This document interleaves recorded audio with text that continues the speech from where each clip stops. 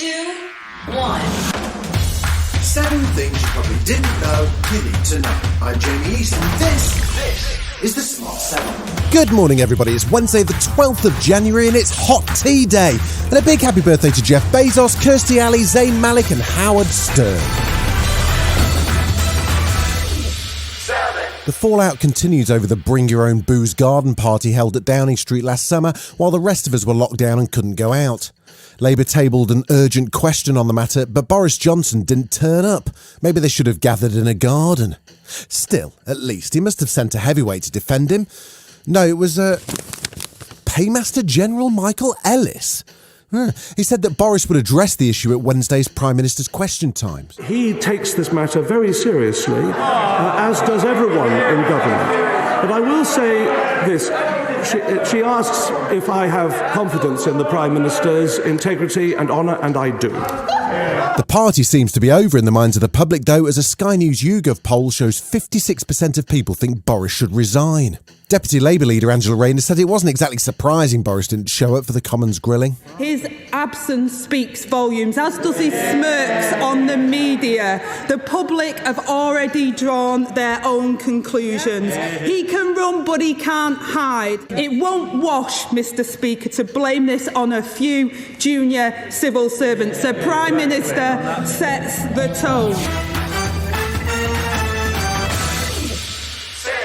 As another 120,821 new cases and 379 more COVID-related deaths were announced on Tuesday, new guidance around testing came into effect. People in England who are asymptomatic and test positive on a lateral flow test no longer need to do a PCR. It's hoped the move will help reduce the time people need to self-isolate. Meanwhile, Heathrow's boss John Holland-Kaye called for travel testing restrictions to ease, or the industry wouldn't get back to normal for years. Until we see restrictions taken away at both ends of the route, we're not going to get back to travel as normal. And that's probably not going to happen before 2025. I'm very glad to get out of 2021. It was a really tough year. But now we're starting to plan for the gradual recovery of aviation. However, France and Italy both posted record Omicron case numbers on Tuesday, and the World Health Organization's Dr. Hans Kluge was busy warning Omicron had now become a west to east tidal wave in Europe. At this rate, the Institute for Health Metrics and Evaluation forecasts that more than 50% of the population in the region will be infected with Omicron in the next 6 to 8 weeks. US President Joe Biden's called on the Senate to be on the right side of history to protect American democracy and voting rights. The Democrats are hoping Congress will pass new legislation that will ensure every person has access to a ballot box during elections. It comes after some Republican states passed laws which limited mail-in ballots and banned drive-through voting following the big lie over the 2020 election. During an impassioned speech in Georgia, Joe accused the former guy, Donald Trump, and his Republican friends of attempting a coup, which led to the attack on the Capitol last year. That's why we're here today, to stand against the forces that attempted a coup by sowing doubt and seeking to steal the 2020 election from the people. They want chaos to reign. We want the people to rule. A man in the United States has become the first person in the world to get a heart transplant from a genetically modified pig. Doctors in Baltimore were given special permissions to do the experimental procedure on 57-year-old David Bennett, who has terminal heart disease and would otherwise have died.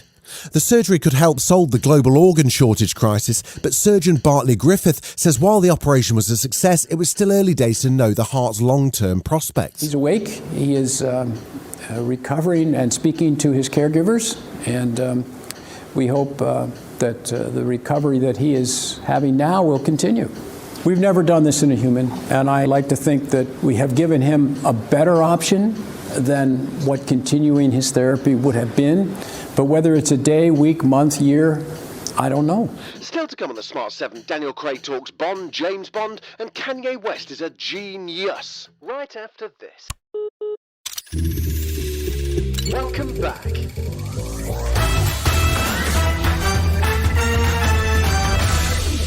3, While the Australian government ponders what to do next over the Novak Djokovic visa affair, the Serbian tennis star's been clearing up misinformation on his Insta.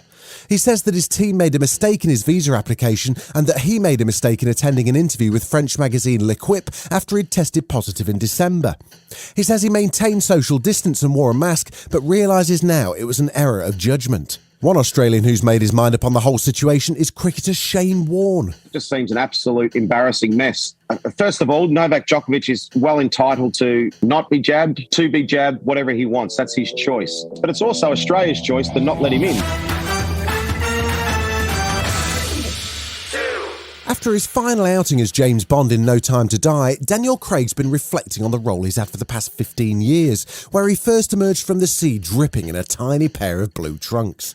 Speaking on the Awards Chatter podcast, he revealed he almost turned down the part until Steven Spielberg urged him to do it. I mean, I knew that it would flip it and that there would be no going back to who I was, what I was, either personally or even professionally. And that was very, very, very scary. I mean, I just had this old joke with a friend, which is basically, you know, in 20, 30 years' time, I'll be sitting in a bar in a corner going, I could have been Bond, you know. It's like, that's not the person I want to be.